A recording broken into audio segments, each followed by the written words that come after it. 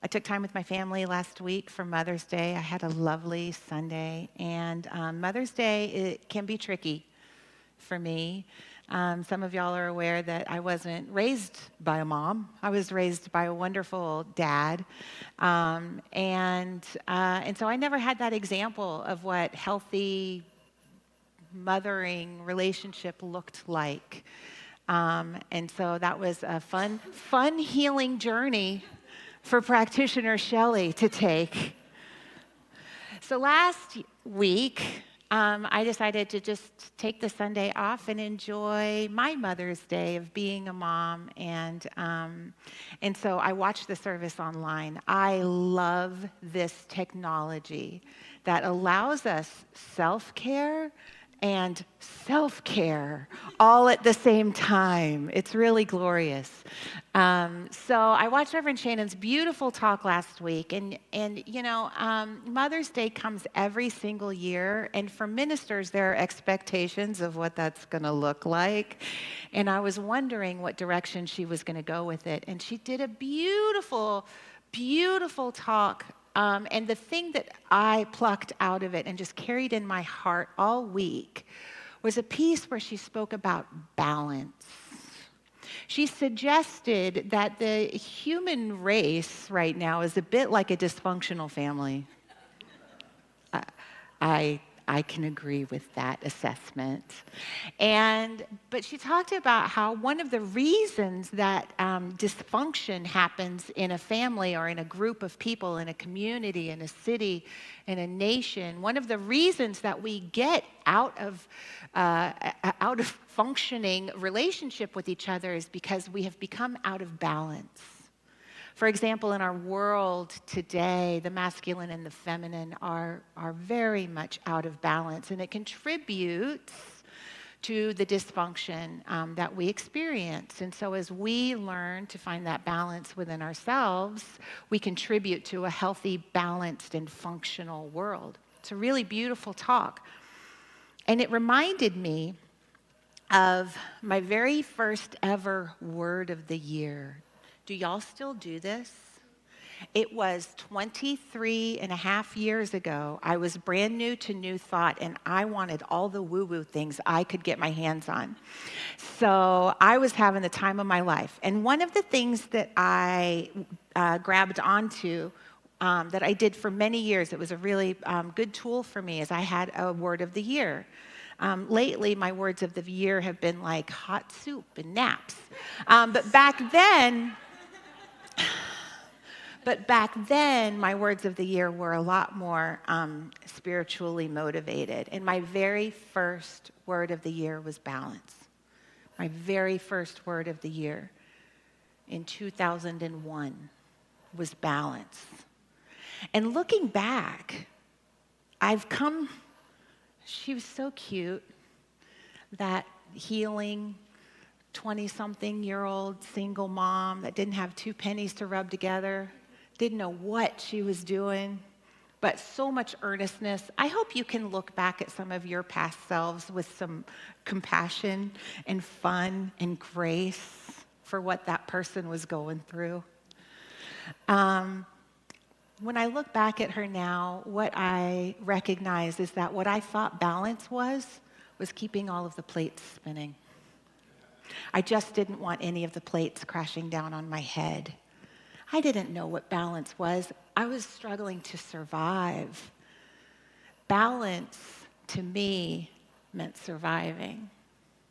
So whenever I want to know what something really means, I do the intellectual thing first, and then I visit my heart. So I went to the dictionary.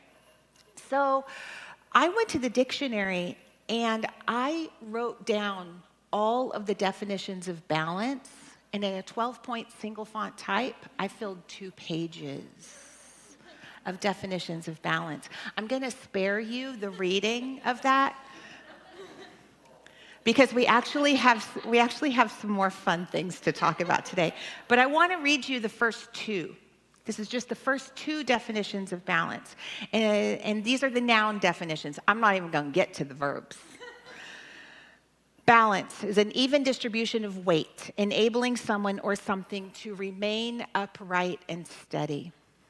I think that's what I was looking for in keeping those plates spinning, right? Just keep me upright and steady so I can keep moving forward, right? In sailing, that means it's the ability of a boat to stay on course without adjustment of the rudder.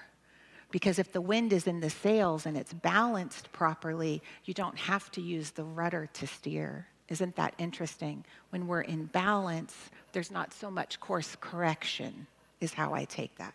Number 2, balance is a condition in which different elements are equal or in the correct proportions. I'm a cook, so I like to have balance between salty, fat, and acid, right? In music, there's balance between instruments, between voices. Balance, their examples are stability of one's mind or feelings is balance. The relative volume of various sources of sound is balance. Or in art, it's the harmony of design and proportion. Harmony of design and proportion is balance. That's a lot more than just keeping the plate spinning, isn't it? Balance, it turns out, is critical in the world. It's critical in science, it's critical in physics, it's critical in our emotional health, it's critical in art and in music. Balance is really important, it's key. So, how did my year of balance go? It was the hardest year I think I've ever had. It was so hard because everything that showed me where I was out of balance appeared for healing or attention or love. And that was hard. I was off balance for an entire year. It was really difficult. I exercised so much that I sprained my foot. I worked so hard that I got so sick that I missed 3 weeks of work. I spent so much time with my kid that I had 0 friends outside of work. Not a single one. Not one. I focused so much on my own healing and my own growth and my own development that I completely failed to see that my boyfriend was in active addiction. So how did my year of balance go? It was hard. It was hard. It was hard. There wasn't a single area of my life where I was in control of my life. Because let's be honest, isn't that what I was looking for? Did I really want balance, or did I want to be in control of something? I didn't know how to keep all of those plates spinning if I wasn't in control of them. But balance isn't about control. Balance certainly isn't about comfort. Balance is about stability of one's mind and feelings. Stability of one's mind and feelings. As you can see, I was anything but stable. But you know what I was? I was growing.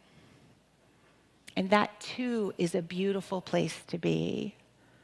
Growth and stability aren't always compatible, you see, although they can be.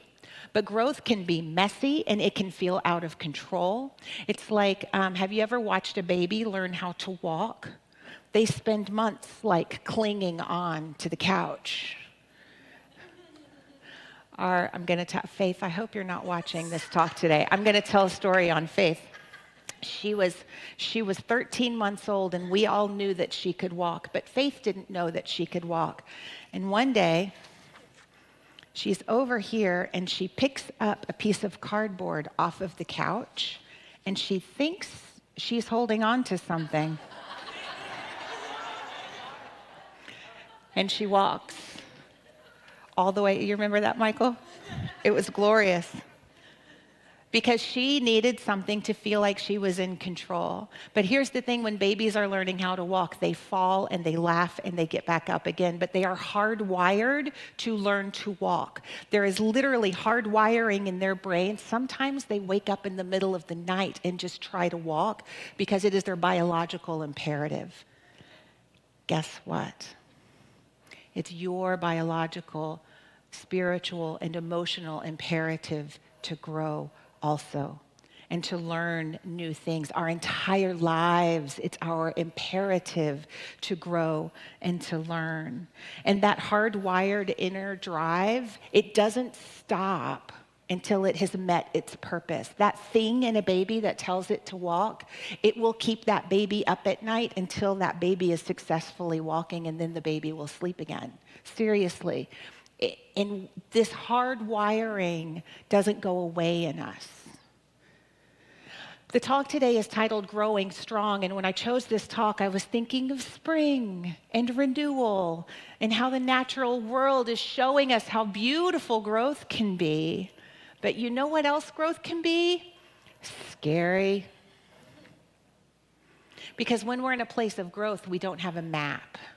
We don't have a map for the new land that we find ourselves in. I was another one of my children is having a growth spurt right now, and she's all knees.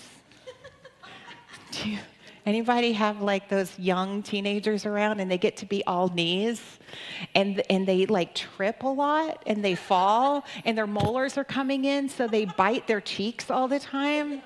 It's because we don't have a map for this new body that we have. You know what I mean? Sorry, girls. Faith, Cadence, I love you. It's the price you pay for having me for a mother. What I notice and what I remember for myself as a teenager going through these growth spurts, I remember how it feels to not be at home in my body. And I remember how it feels to be bumping into things because I don't know where my body ends. This is what we do in our spiritual lives too. We grow, we get awkward. I'm feeling a little awkward right now. We grow, we get awkward, and then we get comfortable in our new skin, and then we grow again. This is what we do. And sometimes it doesn't feel safe, and sometimes it doesn't feel stable. And sometimes you feel like you're out of balance because you are. And it's okay. It's okay. I'm in a class right now called Sacred Wisdom of the World, and we are looking at different wisdom traditions from all across the world, and we're reading beautiful scripture and poetry and history from beautiful wisdom traditions. It's a really fun class. And one of the things that we studied a couple of weeks ago is Taoism. And in Taoism, there's this idea called Wu Wei. W-U-W-E-I, Wu Wei. And Wu Wei is usually translated as non-action or effortless action. But there's an element in it of being keenly aware of the flow of the universe. And the reason you're not taking action is because it's not time. It's not part of the flow at that time. Wu Wei. 2 years ago, or last year rather, I was at the meditation retreat that Reverend Shannon did, and she had a basket of sayings from different wisdom traditions. And we did an exercise where we pulled a saying. And the saying that I got was from the Tao Te Ching. And it was this: do you have the patience to wait till your mud settles and the water is clear? Can you remain unmoving till the right action arises by itself? This is the heart of Wu Wei. Do you have the patience to wait till your mud settles and the water is clear? Can you remain unmoving until the right action arises by itself? So I spent the weekend contemplating Wu Wei at that meditation retreat. And what I have discovered is when I am balanced in myself and aware of the flow of life, life becomes much less effortful. There is an ease to life. Reverend Shannon used to tell me I'm not pushing a peanut up a hill. I push a lot of peanuts up hills when I'm trying to control. But when we're in Wu Wei, when we're in the flow of life, there's no need for control. It is effortless action. It's a really beautiful thing. So I was really excited to study this again, Wu Wei, and on Thursday morning, I hopped on a plane and I flew down to Long Beach. I was going to meet my girl Faith at her college. We packed up her dorm room, and she and I drove home over the last couple of days. We had a lovely little girls' road trip, and it was delightful. And that morning, on Thursday morning, as Michael was driving me to the airport, he's navigating the traffic on I-84, and I'm waxing eloquent about Wu Wei. Because I was like, Michael, I feel like we're just in a better place of Wu Wei. Like, we're paying attention to the flow of things, and we're good, we're solid, we're Wu Wei. Okay? So I get to Long Beach. I Uber over to my hotel. Faith picks me up at the hotel. And before dinner, we decided to go and do some packing in her dorm. And so we packed the car. The car is almost completely packed. And we go to get in the car to go to dinner. And she turns the ignition, and it goes. And then she looks at me like I know what to do about that.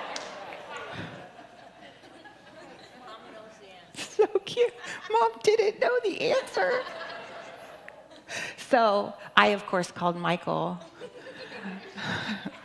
who also didn't know the answer. But he, in all his brilliance, suggested that I call roadside assistance, who did know the answer. So it turns out that it was They are so smart, Brian. Yes, it was the battery. I didn't think it could possibly be the battery because she had just picked me up at my hotel. Why would the battery be bad? I'm like I'm on my hand. She told me when I told this story not to make us look too dumb. That ship has sailed, Faith. I'm on my hands and knees in the front seat, like trying to find the fuses. I don't think cars have fuses anymore, Brian. I know, it was sad. Roadside assistance man came and he jumped the car and we drove to the auto place and we bought a very expensive battery. They're very expensive now. And a nice young man who worked at the auto place put the battery on a cart and took it out to the car and put the battery in the car for us. Praise God, because I was about to YouTube how to change a battery. He was so kind and he was so nice and he was so thoughtful, and we had a lovely conversation about 1956 Cadillacs and social justice. We had an excellent time chatting with this nice young man while he changed our battery, and at the end of all of that, he pulls a flashlight out of his pocket and he says, "Let me just check your fluids for you real quick." Turns out there was no coolant in the car. I thought, well, we should probably do something about that so we have air conditioning. Y'all, I got home after I made Faith pour the coolant because she's a strong woman and needs to know how to do things like that. And I got back to the hotel and I called Michael and I said, "You know what? I am so glad the battery thing happened because it turns out we didn't have any coolant in the car and we wouldn't have had air conditioning all the way home." He goes, "Honey, what do you think coolant does?"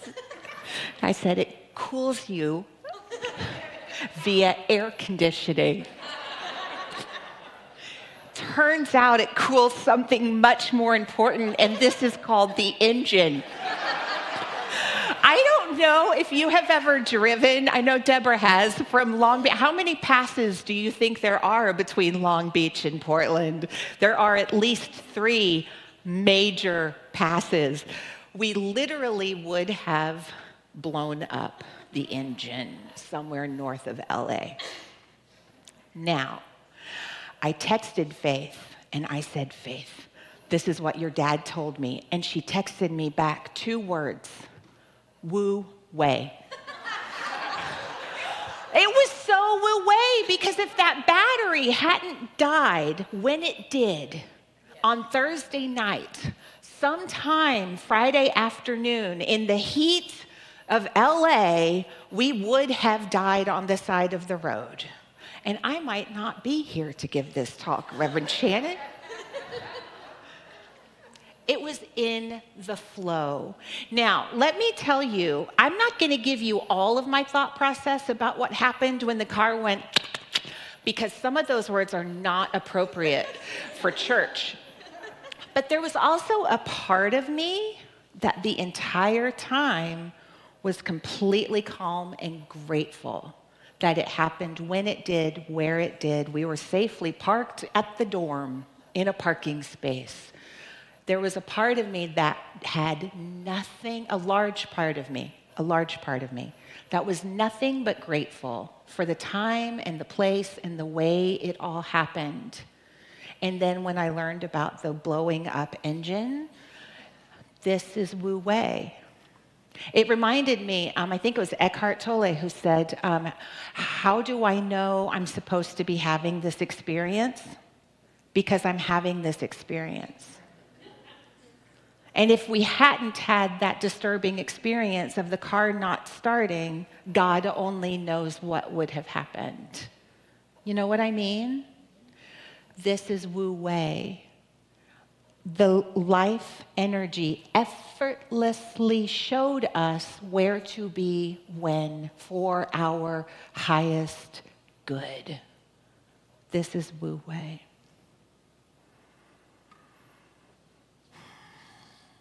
So looking back at that dear, darling 24-year-old girl and her efforts to find balance, one of the things I was missing was Wu Wei. I was swimming upstream so hard trying to survive that it never occurred to me to let go and let the stream carry me where I needed to be. I was missing this entire idea of being in the flow of the universe. And maybe I'm not alone in that. Maybe balance is sometimes elusive for you too, like it was for me. Maybe it all feels a bit too much, and balance or Wu Wei feels too hard to find. But what I discovered is that just like that baby learning to walk, we can take small steps towards balance. Reverend Melissa Moore Nobles, who's the spiritual director at Rockland Center for Spiritual Living in New York, she said to me once, she said, I have given up balance in favor of harmony. I gave up balance in favor of harmony. She's also a minister and a master's degree student and a mom and all of the things. Sometimes maybe we look for harmony first. Harmony kind of feels like a kinder, gentler thing to me. Maybe harmony can be a small step towards balance. Because I believe that harmony is something that we can achieve sometimes through our choices, through our habits of thinking, and through our choices in action. So I want to do something a little fun this morning, and I'd like to invite Brian up. I'd like for us to play with harmony this morning. I'd like for us to play with harmony. There's a thing in music that is harmony. And harmony, my music educating daughter taught me on the way home when I gave her this whole talk a couple times, because we had hours. She said, Mom, how do you separate out balance and harmony?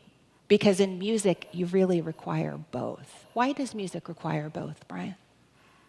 Because you want to hear everything that's happening. So if you've got 6 musicians playing all at once. You want to be able to hear all 6 of them. Yeah. Or if you're playing 6 notes at once, you want to be able to hear them all in their proper proportion. Is that balance or is that harmony? Hearing them all in their proper proportion is balance. Having them all together is harmony. Can you give us an example of what it sounds like when it is in balance and when it's not in balance? Yeah. I'm going to play. That's in balance. He didn't know when he woke up this morning that he was going to do this. That's true. And what's out of balance? Oh. Can you do that again? Yeah. In balance. Out of balance. How many of you are musicians? Yeah. How many of you are artists? Yeah. How many of you are scientists? How many of you are gardeners? Uh-huh.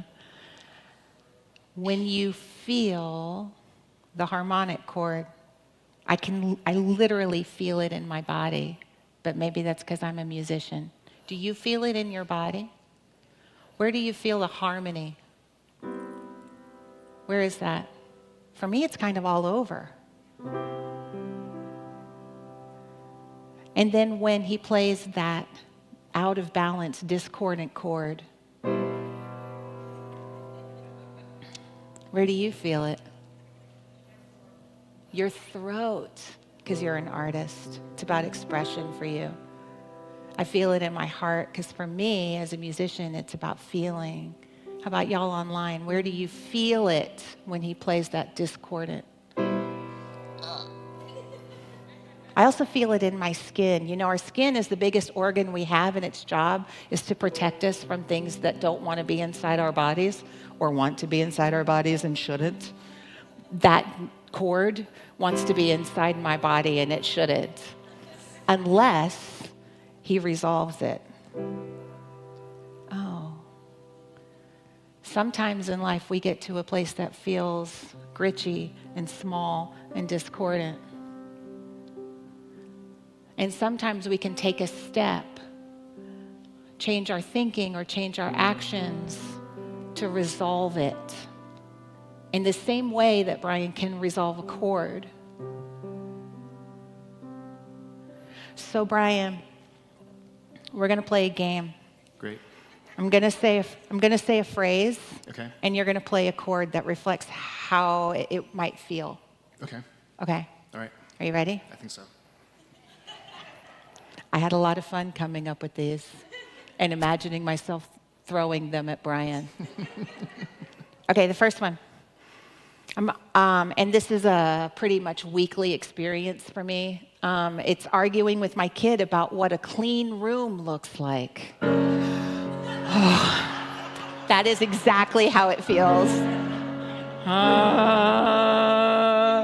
That's exactly how it feels. But then, what happens when I set aside my expectations and come to a place of compromise with what her needs and her energy allows? What happens then? That resolution only happens when I change the way I'm thinking about the situation in that case. How about this one? That was really good. Thanks. This is fun. Okay, this one, I was watching the news, and every time a news story about Gaza comes up, it gets me. Every time.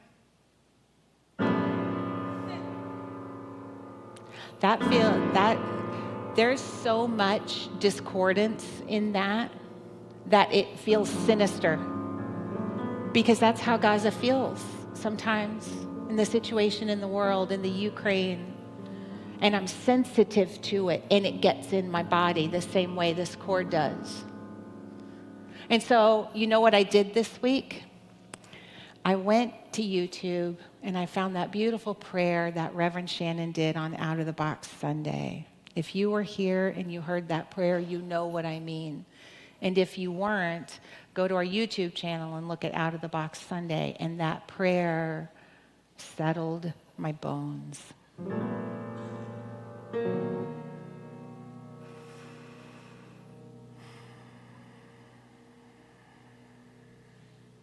It settled my bones. But in order to have that internal resolution, I had to do something different. I had to look for the truth. I had to actively go and look for help, for the truth, for a prayer. You know, every Sunday our practitioners line up and they're here for you.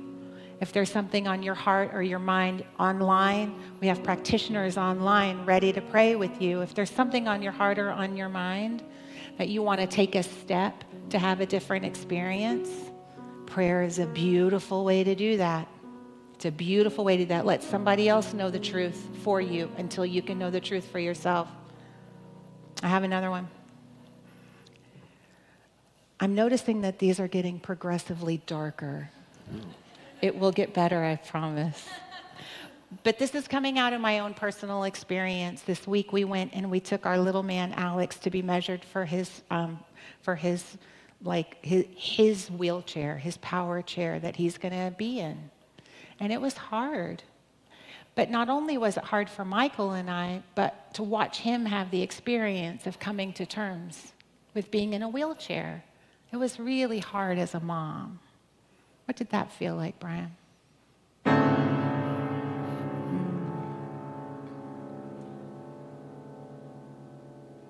It took me days to figure out how to come to resolution in this. And you know what I realized it was for me? It's finding small moments of grace and joy in life.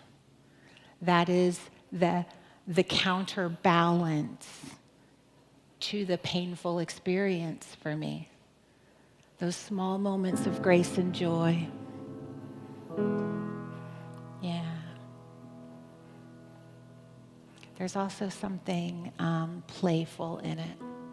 That finding the play, but actively going and looking for the play, whether that's with Alex or with Michael or just alone, finding a place of playfulness.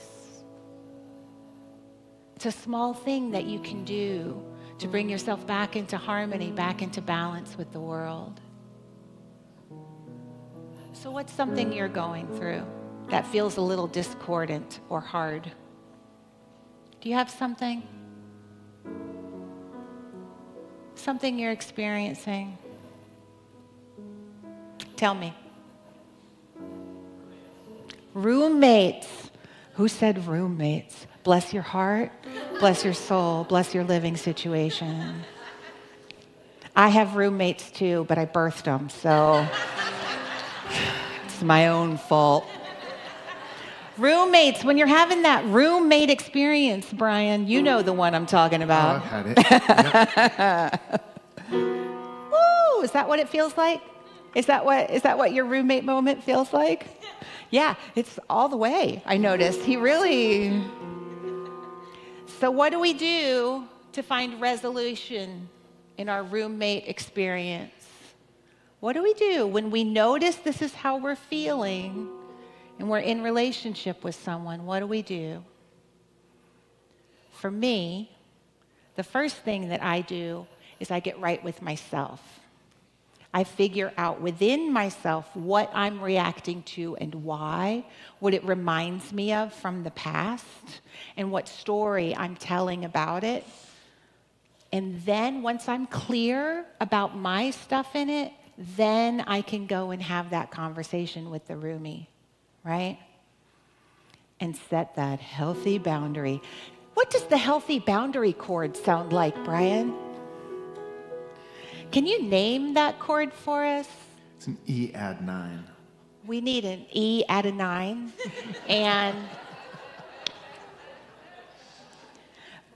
But when you're in that relationship place, finding that place of harmony within yourself before having that conversation is a small thing that we can do to be in balance and to take that balance into the world. What else? Cancer. Yeah, the diagnosis. There has been, there have been diagnoses in my life lately, and I can really relate to that one for my family, for my friends, for people that I love. Whether you've had the diagnosis or you're supporting people with the diagnosis, it's a different walk, it's a different experience, but you still get to have your whole experience in it. So how does the "I don't know what's going to happen" chord sound, Brian? And the "I'm kind of pissed off that this happened" chord? And the "I'm not quite sure how this is all going to play out" chord. And then when we find the Wu Wei and we work to get ourselves into the flow of life, even when we don't know what it's going to look like, we feel our feelings all the way through. We allow our feelings to be what they are, and we master our thinking, knowing that there is a divinity within us, and it is whole, and it is perfect, and it is complete. And it is that is the flow of my life. What does that feel like, Brian? Yeah.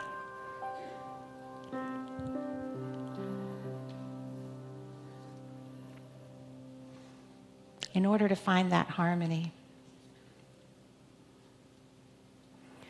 we get to look at things a different way. Brian, thank you. That would not have been the same without you. Sometimes it's up to us to look at life a different way, to find the grace in the small moments, to find the flow of life within us and be a yes to that. Sometimes it's in doing something different.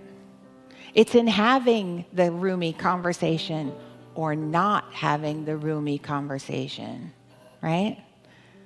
It's about bringing our consciousness to our thinking, to our feelings, and to our actions, but acknowledging and allowing that there is a flow to it all, and the flow itself is perfect. And the place where that flow begins is in you. It starts here always. Sometimes the thing that we have to do or know or remember is that if we can't find the God, the good in it, it's because we are to bring the God, the good to it. Sometimes we have forgotten to look inside ourselves first for that harmony, for that balance, for that peace. Ernest Holmes had a lot to say about harmony. In one place, he said, "A basic harmony must exist at the center of everything, or the universe itself would be chaos." Well, guess what? That harmony must exist in you because you are inherently balanced. Every organ of your body is striving for balance in every moment. You are inherently balanced. That harmony, it is you. It is your life force. You already have it. It didn't go anywhere. Our sole job is to bring ourselves back again and again. To bring ourselves back again and again. This week's invitation is to look for the flow in life, to work with your life, and to be the good that you seek in the world.